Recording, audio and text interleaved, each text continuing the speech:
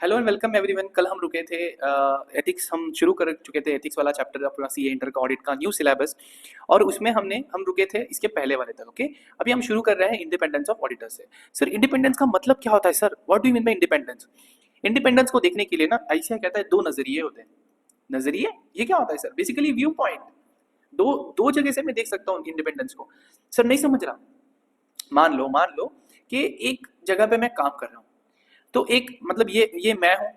मैं इतना गंदा नहीं दिखता लेकिन फिर भी ये मैं हूँ। तो मेरे को इंटरनली मतलब अंदर से पता है कि मैं ना इंडिपेंडेंट हूँ। इंडिपेंडेंट मतलब क्या सर? इंडिपेंडेंट मतलब बेसिकली मेरा और उस एंटिटी का जिसका मैं ऑडिट कर रहा हूँ, जिसका मैं काम कर रहा हूँ, मेरा और उसका ऐसा कोई लेना देना नहीं है, ऐसा कोई रिलेशन नहीं है जिससे मैं मेरे काम में कम पड़ जाऊंगा। सर कम पड़ जाऊंगा? मुझे लगता है बुक्स गलत है। मैं बोल रहा हूँ नहीं सही है। क्यों? क्योंकि मे बी उनका मेरे साथ अच्छा रिश्ता है, मे बी मेरे पत्नी के साइड के लोग हैं। तो बेसिकली मुझे अंदर से समझता है कि मैं इंडिपेंडेंट हूँ कि नहीं। हम देखेंगे व्हाट इज इंडिपेंडेंस, हम देखेंगे। तो एक इंटरनल होता है, मुझे अंदर से पता है यार मैं इंडिपेंडेंट हूँ। मेरा ओपिनियन जो रहेगा ना वो रहेगा एकदम, क्या बोलते हैं उसको, मतलब एकदम फाड़ू, एकदम सॉलिड ओपिनियन रहेगा। मेरा ओपिनियन किसी के होने से, किसी के ना होने से बदलेगा नहीं। That is called as basically independence, जो अंदर से आता है। दूसरा इंडिपेंडेंस होता है, यहाँ पे कुछ एम्प्लॉइज है, ठीक है, कुछ शेयर होल्डर्स है, ये मैनेजमेंट के कुछ लोग हैं। इन सबको दिख रहा है कि जो जिस तरीके से मैं काम कर रहा हूँ ना, मैं एक्चुअली इंडिपेंडेंट हूँ, मैं एक्चुअली इंडिपेंडेंट हूँ। सर क्या बोल रहे हो? कुछ समझ में नहीं आ रहा। एक बार सिर्फ ध्यान से एक बार इतना समझ लो इंडिपेंडेंस क्या है, फिर इस चीज पे वापस आता हूँ। यही चीज आपको सब कुछ क्लियर करवा के देगी। इंडिपेंडेंस यानी ऐसी क्वालिटी,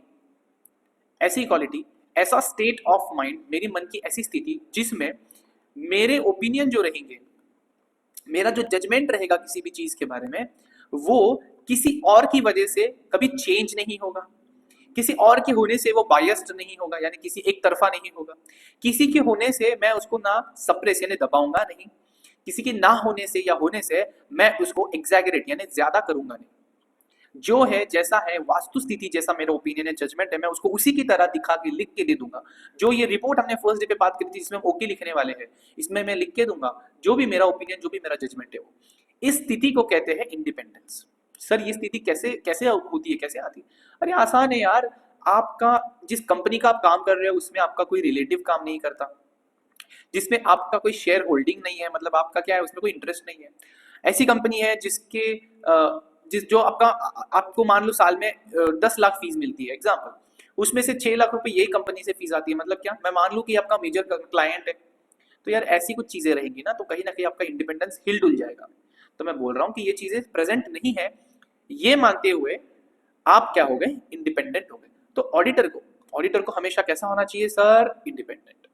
हमने देखा था हमने देखा था IOPCP, इन सब में हमने एक चीज कॉमन देखी कि हमारा ओपिनियन, हमारा जजमेंट सबसे सुप्रीम होना चाहिए, किसी को सबॉर्डिनेट, किसी के नीचे नहीं होना चाहिए। तो बेसिकली यही तो होता है इंडिपेंडेंस।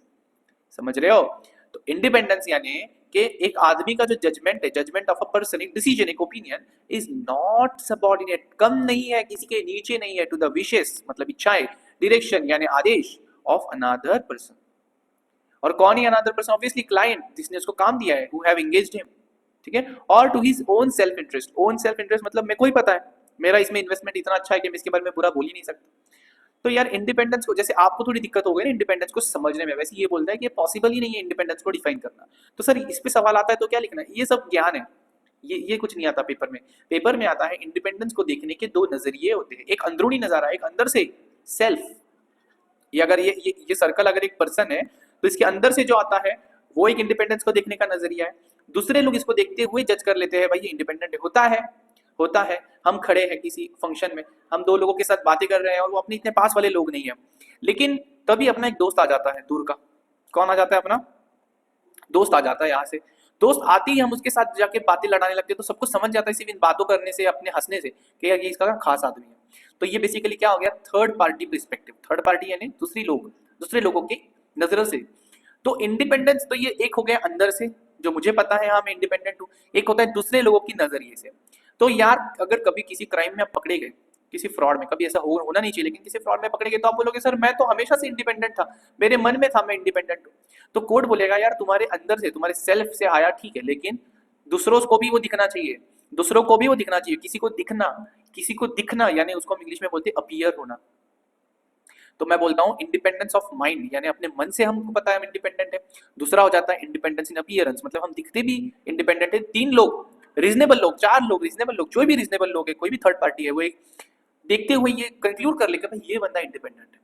तो सर कैसे लिखना है आपको? लिखना है independence of mind. There are two perspectives, perspectives यानी देखने के नजरिए। एक होता है इंडिपेंडेंस ऑफ माइंड, इसका मतलब होता है हमारे मन की स्थिति, the state of mind of person that his opinion, ठीक है, are not affected by the influence of others. समझ गए? इससे क्या होगा? It allows the individual to act with integrity, objectivity and professional scepticism. Sir ये क्या है? What is this professional scepticism? आएंगे इसके ऊपर, पूरा एक कॉन्सेप्ट है नीचे, उसके ऊपर हम आने वाले। फिलहाल के लिए इतने याद रख लो, इंटीग्रिटी हमने पढ़ा है, ऑब्जेक्टिविटी हमने पढ़ा है, प्रोफेशनल स्केप्टिसिज्म हम पढ़ने वाले। तो इंडिपेंडेंस ऑफ माइंड मतलब हमारे स्टेट ऑफ माइंड, हमारी मन की स्थिति।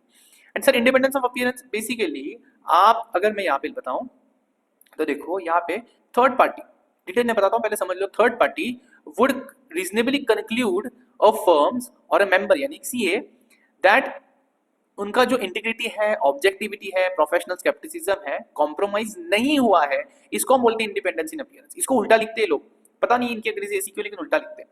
कोई भी ऐसे तरीके के फैक्ट्स, कोई भी ऐसे तरीके की सिचुएशंस, उनको अवॉइड करना।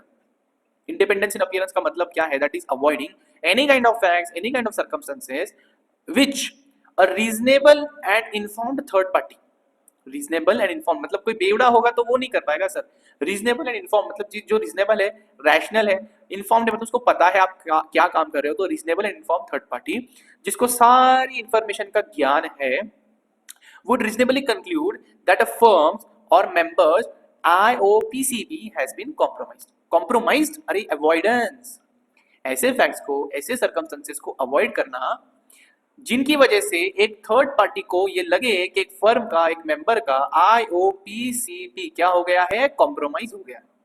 इसको अवॉइड करने को बोलते हैं इंडिपेंडेंस इन अपीयरेंस। सर इतना इतना इंग्लिश, इतना लिखना है? नहीं गाइस, सिर्फ इतना लिखना है।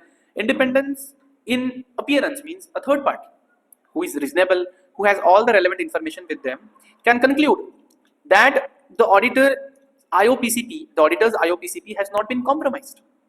इतना लिख दोगे तो भी ये चल जाएगा। सर फिर मतलब देखो, also appear to all reasonable persons। Sir आगे का एक बार पढ़ के काट दो, कुछ भी नहीं है सर, पक्का मैं गारंटी देता हूँ, आगे आगे चलोगे तो खुद आगे काट दोगे ये सब चीजें, ठीक है। इंडिपेंडेंस निर्भर करता है, is dependent on the state of mind, character of a person, and is a very subjective matter. Subjective यानी क्या? किसी एक के लिए अगर एक सिचुएशन इंडिपेंडेंट है तो उसी दूसरे के लिए ये एक सिचुएशन इंडिपेंडेंट नहीं है। सर ऐसा क्यों होता है? यार ये मन की स्थिति है, जहां पे माइंड इन्वॉल्व हो जाता है वहां पे सब्जेक्टिवनेस आ जाता है। सर ये क्या है अभी? Threats to independence. What does it mean? हमारा जो इंडिपेंडेंस है, जो अपनी डिटेल में देखा, जो हमारा स्टेट ऑफ माइंड है, इसको कौन से थ्रेट्स है? This is a very very very important question. Sir ये पहले नहीं था? पहले भी था, अभी भी है, लेकिन this is a very very very important. Threats यानी क्या? हमारी इंडिपेंडेंस को ऐसी कौन सी स्थितियां है, ऐसी कौन सी चीजें हैं जिससे थ्रेट पहुंच सकता है, कोई तो भी हार्म पहुंच सकता है। सर इसमें क्या क्या आना चाहिए? बहुत आसान है सर, सिर्फ 5 है, 5। एक होता है, एक रिलायंस कंपनी है, इसके आप ऑडिटर हो, और आपके पास ना इसी कंपनी के क्या है पता है? शेयर्स लेके रखे आपने अच्छे खासे, ठीक है। एक हो जाता है मैं डिटेल में बात करने वाला हूँ, ठीक है। एक हो जाता है ये रिलायंस कंपनी है, इसके आप ऑडिटर हो। अभी क्या हो गया ना, इसके आप ऑडिटर अपॉइंट हुए 2023 में। क्या हो गया? 2022 2023 इस साल में जिसका आप ऑडिट करने वाले हो, इस साल में आप क्या थे ना, इस कंपनी के डायरेक्टर थे। तो अपनी इनकी अकाउंटिंग एक तरीके से करी रहेगी। तो आप क्या कर रहे हो पता है? जो आपने काम किया, किसने किया? आपने किया, उसी को ऑडिटर बन के चेक करने वाले हो। यहाँ पे इंडिपेंडेंस सबका हो जाएगा। रिलायंस कंपनी है, अगेन रिलायंस का बॉम्बे हाई कोर्ट में केस चल रहा है इनकम टैक्स का। इस केस में आप मिस्टर सी इसके ऑडिटर हो, फिलहाल के लिए अपॉइंट हो गए हो, और आप क्या कर रहे हो पता है? ये हाई कोर्ट में जो केस है ना इनकम टैक्स का, इसमें आप क्या कर रहे हो? इस क्लाइंट को रिप्रेजेंट कर रहे हो। जनरली एज अ सीए हम एडवोकेसी नहीं कर सकते एट हाई कोर्ट लेवल, लेकिन हाइपोथेटिकली मान लो, या फिर हाई कोर्ट की नहीं, आप आईटीएटी में हो, इनकम टैक्स अपेलेट ट्रिब्यूनल, यहाँ पे एज अ सीए आप जा सकते हो। तो आपकी इनकी इनकम टैक्स की केसेस में आप इनके एडवोकेट बन के जा रहे हो। तो आप क्या कर रहे हो? आप रिलायंस के बारे में ऑडिट में कभी बुरा बोल ही नहीं सकते। क्यों? अरे आप कोर्ट को बता रहे हो ये लोग सही है, और अभी ऑडिट में बता रहे हो लोग गलत है, ऐसा तो आप नहीं कर सकते। इसको बोलते हैं एडवोकेसी थ्रेट्स। देखते हैं डिटेल में, देखते हैं। अभी रिलायंस है यार, रिलायंस में मुकेश भाई के साथ आपका बहुत अच्छा रिलेशन है, इसलिए कम से कम पिछले 8 ईयर से आपकी फर्म आपकी फर्म इनकी ऑडिटर है, मुझे बताओ आप इतने पास आ गए, इतने क्लोज हो गए कि यार अब इनकी गलती निकालना आपके लिए क्राइम जैसा हो गया। आपके दोस्त है, दोस्त की तो गलती हम मस्ती में निकालते हैं लेकिन लोगों के सामने कभी नहीं निकालते। तो बेसिकली ये हो जाता है फैमिलियरिटी थ्रेड्स, फैमिली जैसा एक रिलेशन हो गया। और आपके सर पे ना बंदूक रख दी अदानी जी ने ऑडिट करते वक्त, बोला क्या पता है, चुपचाप साइन कर, सही सही नहीं तो मार डालूंगा, धमकी देना, इसको बोलते हैं इंटीमिडेशन। सर ऐसा सच में होता है? कभी नहीं। ऑडिटर के साथ तो कभी नहीं हो सकता ऐसा, इम्पॉसिबल है। देखते हैं किस तरीके के सर, फिर इंटीमिडेशन में क्या होता है, बस यार निकाल दूंगा मैं तुझे, ऐसी धमकी दे देना। देखते चलो डिटेल में देखते एक एक चीज। तो self interest threats, self interest threats मतलब मेरा कुछ इंटरेस्ट है, सेल्फ यानी मेरा इंटरेस्ट यानी मेरा कोई फायदा है किसी कंपनी में और मैं उसी का ऑडिट करने जा रहा हूं, तो कहीं ना कहीं मेरा इंडिपेंडेंस खो जाएगा, मैं उसकी गलतियां नहीं निकाल पाऊंगा। तो self interest occur when an auditing firm यानी कि हम लोग सीए लोग, इट्स पार्टनर यानी ये सीए फर्म के जो पार्टनर रहेंगे, या फिर एसोसिएट मतलब ये सीए फर्म के जो एसोसिएट मेंबर्स रहेंगे, ठीक है, जो भी रहता है एसोसिएट फर्म्स रहेंगे। देखोगे कभी सीए फाइनल में अब क्या होता है, नेटवर्क फर्म्स, इनको क्या होता है पता है, इनको ना बेनिफिट हो सकता है, कुछ benefit from a financial interest in an audit client, मतलब ये रिलायंस कंपनी, तो रिलायंस कंपनी में से हमारी सीए फर्म को, हमारे पार्टनर्स को, हमारे एसोसिएट को कोई फाइनेंशियल इंटरेस्ट के थ्रू बेनिफिट हो सकता है, तो वहां पे आ जाता है सेल्फ इंटरेस्ट रेट्स। तो सर इसके लिए हम क्या कर सकते हैं, ऑब्वियसली आपका जो भी स्टेक रहेगा, जो भी आपका पैसा है, जो भी आपका शेयर है, उसको बेच दो, नहीं तो ऑडिट मत करो। ये हो जाता है इसका मीनिंग। और इसके कुछ एग्जांपल्स दिए होते हैं। सर ये एग्जांपल्स पढ़ने मैंडेटरी है? हाँ भाई बहुत आसान है, देखो ना, आपने लोन देके रखा है, गारंटी देके रखा है, या तो क्लाइंट को या फिर क्लाइंट से लोन या गारंटी लेके रखा है, समझ रहे हो, उसके साथ अपना बिजनेस रिलेशनशिप बहुत पास वाला है। या फिर मान लो कि इस ऑडिट के बाद वो क्लाइंट ने अपने को बोला कि सर हम आपको है ना एक वैल्यूएशन का काम भी देंगे हमारा, that is potential employment with the client. हम हमारी ऑडिट फीस, उसने क्या बोला पता है सर, जितना अच्छा रिपोर्ट दोगे उतनी ज्यादा फीस, उतनी ज्यादा फीस देंगे, तो कंटिंजेंट फीस की बात आ गई। यहाँ पे आ जाता है मेरे को साल का 10 लाख का रेवेन्यू होता है, इसमें से साला 6 लाख तो इसी से मिलता है, तो मेरा अनड्यू मतलब बहुत ज्यादा डिपेंडेंसी इस क्लाइंट की फीस की, अगर मुझे ये चूल्हा चला गया, दैट इज इसका मुझे डर है बहुत लूजिंग का इस क्लाइंट को, क्योंकि ये चला गया तो साला मेरा तो रेवेन्यू बहुत चला जाएगा। या फिर मैंने सीधे इसके शेयर खरीद के रखे हैं या मेरी पत्नी ने खरीद के रखे हैं, तो बेसिकली डायरेक्ट फाइनेंशियल इंटरेस्ट और materially significant indirect financial interest, मैंने खरीदा होगा तो डायरेक्ट, मेरे रिलेटिव ने, मेरे स्पाउस ने, मेरे चिल्ड्रन ने, मेरे मदर फादर ने पकड़ के रखा, खरीद के रखा होगा, तो मटेरियली सिग्निफिकेंट इनडायरेक्ट, समझ रहे हो। तो दिस बिकम्स योर ये वाला कौन सा वाला, सेल्फ इंटरेस्ट थ्रेट्स। फिर आ जाता है self review threats. Sir what does this mean, basically आपने कोई काम किया है और अब बाद में आप ही अपॉइंट होकर उसको ऑडिट कर रहे हो, समझ रहे हो, सेल्फ रिव्यू, मेरे ही काम को रिव्यू करना। सेल्फ रिव्यू थ्रेट्स मतलब क्या, जब भी किसी जजमेंट को हम रिव्यू कर रहे हैं तो बेसिकली हम क्या कर रहे हैं पता है, प्रीवियस ऑडिट या previous non audit engagement, audit engagement मतलब हमने ही पुराना ऑडिट करा था और हमको तब गलती दिखी नहीं, इसलिए अभी हम कमेंट करने के लिए जा रहे हैं लेकिन कर नहीं पा रहे क्योंकि पुराना ऑडिट हमने किया था। या नॉन ऑडिट एंगेजमेंट मतलब कोई और काम, जैसे मैंने बोला कि आप में से कोई उसका डायरेक्टर होकर चुका है, ठीक है, और when a member of the audit team was previously director or senior employee of the client, ऐसा जब होता है तो उसको हम बोलते हैं सेल्फ रिव्यू थ्रेट्स। सर इसके एग्जांपल, सर आगे का अरे मत छोड़ो यार, मत टेंशन लो, इसके एग्जांपल्स पढ़ लो, ये सेम है जो हमने बोला, कुछ भी नहीं है। सर एडवोकेसी थ्रेट्स मतलब क्या, ऑडिटर है ना प्रमोट कर रहा है या फिर क्लाइंट के ओपिनियन को प्रमोट कर रहा है, किसमें, किसी कोर्ट में या फिर लोगों के सामने, मतलब बेसिकली रिलायंस अपने शेयर्स बेचना चाहता है मार्केट में, लोग बोल रहे हैं हम क्यों खरीदें, ये सी आके बोलता है मैं खरीद रहा हूँ और मुझे लगता है कंपनी बहुत अच्छी है, तो I am advocating the client का ओपिनियन टू द पीपल। और मैं कोर्ट में, जैसे मैंने बोला यहाँ पे IT income tax appellate tribunal में मैं इसके कोई केस लड़ रहा हूँ, तो क्या हो रहा है पता है, मेरी ऑब्जेक्टिविटी कॉम्प्रोमाइज हो जाती है, इसको हम बोलते हैं एडवोकेसी थ्रेट्स, ठीक है। तो इसका एग्जांपल है सर, क्लाइंट्स एडवोकेट बन गए हम लिटिगेशन में, थर्ड पार्टी डिस्प्यूट्स में, तो this is called as advocacy threats. Next comes familiarity threats, बहुत फैमिलियर हो जाना, इतना ज्यादा फैमिली रिलेशन होना कि बस, that is these are self evident. ये कब ऑकर होते हैं, when auditors form relationships with the client where they end up being too sympathetic with clients interest. Sir इतना अंग्रेजी नहीं यार, आपको लिख देना है, that is when auditor forms very close relationships with the client, familiarity threats occurs, समझ रहे हो। इसके एग्जांपल देखो, क्लोज रिलेटिव है ऑडिट टीम का जो सीनियर पोजीशन में काम करता है क्लाइंट के, ठीक है, हमारा पुराना पार्टनर है जो अभी इधर डायरेक्टर बन के काम कर रहा है, अगेन फैमिलिटी, बहुत सालों से काम कर रहे हैं, लॉन्ग एसोसिएशन है, समझ रहे हो, उनसे गिफ्ट्स, उनसे हॉस्पिटैलिटी हम एक्सेप्ट करते हैं, सिग्निफिकेंट बड़ी बड़ी गिफ्ट्स एक्सेप्ट करते हैं क्लाइंट से, this becomes the familiarity threats. Last in intimidation, धमकी, सर क्या गन रखेंगे हमारे सर के ऊपर, नहीं भाई, इंटिमिडेशन थ्रेट्स मतलब बेसिकली ना उनको एक तरीके से ऐसी धमकी देना जो, जैसे मान लो मैं आपको बोलता हूँ मैं आपको रिप्लेस कर दूंगा सर, आपको ऑडिटर के पद से हटा दूंगा, threat of replacement over disagreements, समझ रहे हो, मैं बोल रहा हूँ आप जितना जितना ज्यादा काम करोगे उतनी कम फी दूंगा, that is disproportionately reducing the work in response to reduced audit fees. Sir ये क्या बात होगी, अरे मतलब मैं ऐसा बोलना चाहता हूँ उसको कि तू अभी क्या कर रहा है, मेरा पूरा ऑडिट कर रहा है तो मैं तुझे दे रहा हूँ 1 लाख रुपीज, ठीक है, मैं अभी देखो सिर्फ दूंगा 10,000, तो क्या होता है ऑटोमेटिकली मेरा काम रिड्यूस हो जाएगा सर। क्यों? क्यों कम हो जाएगा सर? अरे अब सोचो यार, 1 लाख का काम है यार, 10,000 मिल रहा है, या तो मैं काम कर ही नहीं पाऊंगा या फिर मुझे कुछ तो चोरी चकारी यानी कम काम करना पड़ेगा। तो ये होता है इंटिमिडेशन थ्रेट्स। तो it occurs when auditors are deterred यानी रोकना, auditors are deterred from acting objectively with an adequate degree of professional scepticism. Sir what is this professional scepticism? बात करते हैं। तो सर बात करते हैं प्रोफेशनल स्केप्टिसिज्म की। सर ये बहुत अंदरूना वर्ड है, क्या है ये? स्पेलिंग तो आपको लर्न करनी पड़ेगी। हम बोलते हैं देखो कोई बंदा बहुत ज्यादा सवाल पूछता है, बहुत ज्यादा चीजों को ओवर एनालाइज करता है, ओवर थिंक करता है, तो हम उसको बोलते हैं यार तू बड़ा स्केप्टिकल है यार। पता नहीं आप लोगों ने कितना ये वर्ड यूज किया, लेकिन मैंने बहुत बार किया, तो बड़ा स्केप्टिकल है भाई। देखो मेरे को भी डिफिकल्टी होती है, तो कितना स्केप्टिकल है भाई। तो जब ये स्केप्टिकलिज्म मतलब क्या होता है पता है क्या? हर चीज में ना अपने मन को, अपना जो मन है ना, वो एक क्वेश्चनिंग माइंड होना चाहिए। क्या होना चाहिए? क्वेश्चनिंग, मतलब दिखने वाली हर चीज पे एक सवाल होना चाहिए, सर ये ऐसा क्यों, वो वैसा क्यों। साथ ही साथ हमेशा अपने मन को इतना अलर्ट रखना है, इतना अलर्ट रखना है कि अगर कुछ भी अलग अलग इन द सेंस क्या, आप सोच रहे हो कि ये चीज सही है और आपको थोड़ा सा भी कुछ एविडेंस मिले कि ये चीज गलत है, तो इमीडिएटली उसके अंदर घुस जाना, इमीडिएटली उसके एविडेंस ढूंढना, इसको कहते हैं कि हमारे मन को हम कैसा रखते हैं? अलर्ट। तो यार आपका माइंड क्वेश्चनिंग माइंड है, बहुत सवाल करता है, आपका माइंड अलर्ट है, ऐड हो रहा है। ये ऐड इन द सेंस क्या, ये ऐसा नहीं कि सिर्फ क्वेश्चनिंग माइंड है लेकिन अलर्ट नहीं, मैं बोल रहा हूँ क्वेश्चनिंग माइंड है, सवाल पूछता रहता है मन आपका।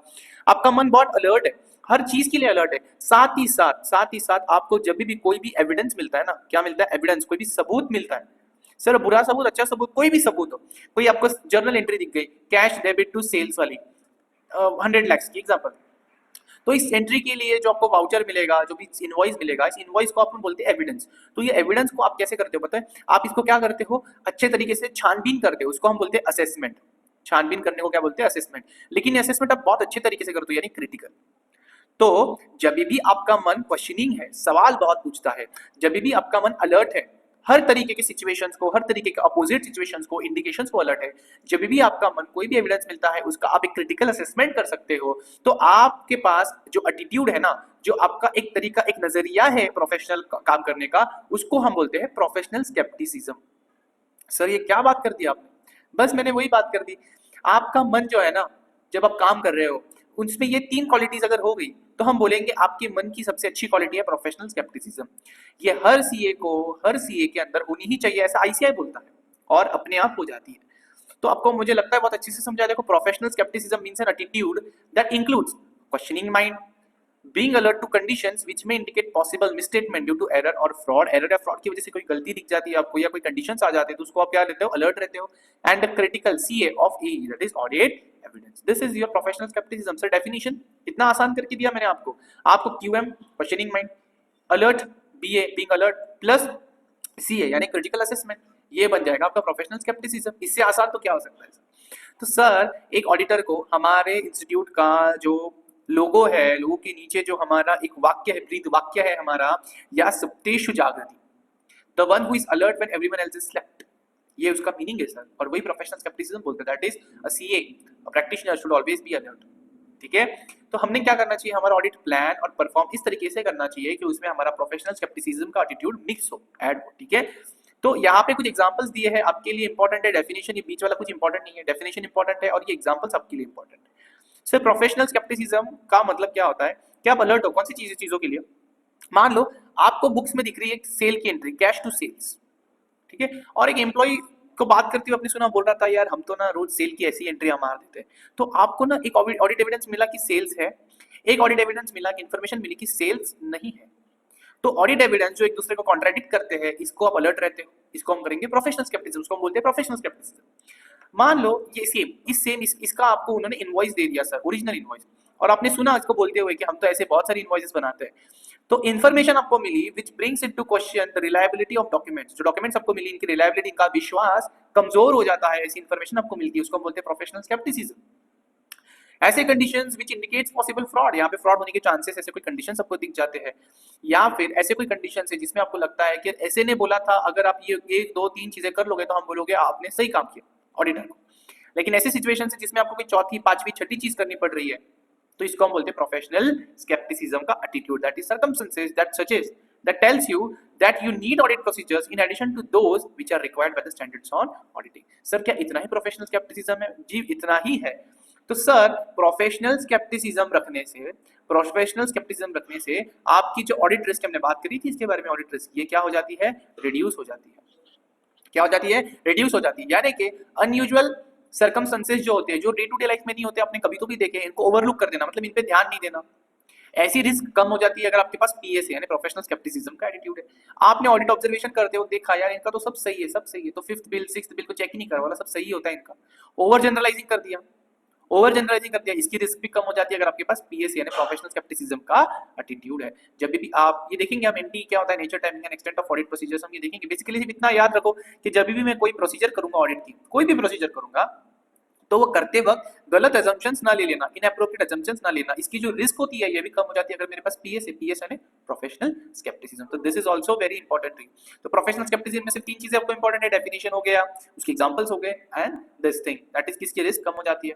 सर ये आगे का क्या कट कर दोगे तो भी चलेगा, सिर्फ एक चीज याद रखना, सर हम ऑडिटर है तो क्या हमको हर डॉक्यूमेंट, हर इनवॉइस, हर चीज पे डाउट करना चाहिए?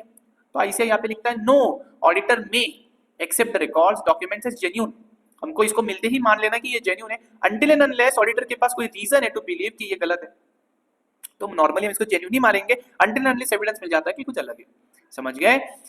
और यहाँ पे एक और एक चीज होती है कि ऑडिटर जो होता है ना, ऑडिटर जो होता है वो पहले भी एंटिटी के साथ काम कर रहा होता है, ठीक है? ये काम करते वक्त उसको जो एक्सपीरियंस आते हैं, मान लो उनको एक्सपीरियंस है कि यार मैनेजमेंट बहुत ज्यादा ऑनेस्ट है, या उनको एक्सपीरियंस है कि मैनेजमेंट डिसऑनेस्ट है, तो इस साल का ऑडिट करते वक्त ये आपके एक्सपीरियंस को आप ओवरलुक, डिसरिगार्ड मत करो, इसको मानो, इसके विषय पे चलो, इसको इंट्यूशन की तरह, गाइड की तरह आपके साथ रखो, that is it he cannot be expected to disregard past experience of the honesty and integrity of the entity's management. उनको पता है ये ऑनेस्ट रहे हैं, तो आप इसको इग्नोर नहीं कर सकते, आप मान के चलो कि जी हाँ ये ऑनेस्ट है, क्योंकि आपको पहले भी इनके साथ ये एक्सपीरियंस आ चुका है।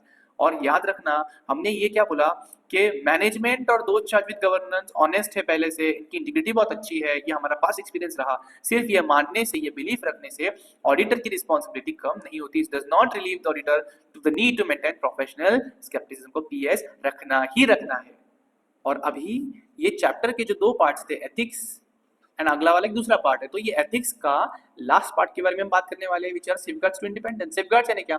सर इंडिपेंडेंस को कुछ थ्रेट्स थे जो हमने देखे थे, 5 थ्रेट्स थे, ये 5 थ्रेट्स एलिमिनेट करने के लिए, कम करने के लिए क्या सेफगार्ड्स का डिफेंस हम यूज कर सकते हैं? तो आईसीआई बोलता है, इसके कोई एग्जांपल्स नहीं दिए, इतना सिर्फ बोल रखा है कि यार ऑडिटर ने ना हमेशा हमेशा इंडिपेंडेंट अपीयर होना चाहिए लोगों को, एंटिटीज को जिनका ऑडिट कर रहे हैं उनको समझना चाहिए कि दिस गाइस आर इंडिपेंडेंट। जैसे कि आपके पास मान लो शेयर्स इस कंपनी के, तो आप जाके बेच दो, ताकि आपका कोई फाइनेंशियल इंटरेस्ट इस एंटिटी में रहेगा नहीं, तो यू विल अपीयर इंडिपेंडेंट।